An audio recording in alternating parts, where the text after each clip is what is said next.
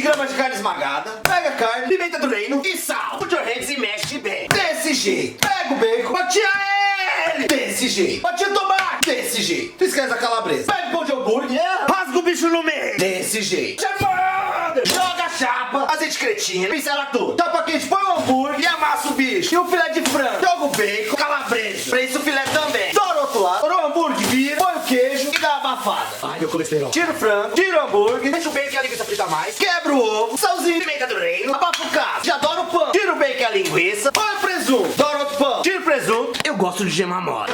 Pãozinho dourado, maionese, joga o hambúrguer, joga o bacon, presunto, filé de frango, bacon calabresa, põe o tomate. Nossa, cobra de arte. Ovinho sem estourar a gema. Finaliza com o pão. Mano. E tá pronto o nosso X-tudo que tinha na geladeira. Mano. E tá pronto aqui nosso X-tudo que tinha na geladeira. Vamos provar?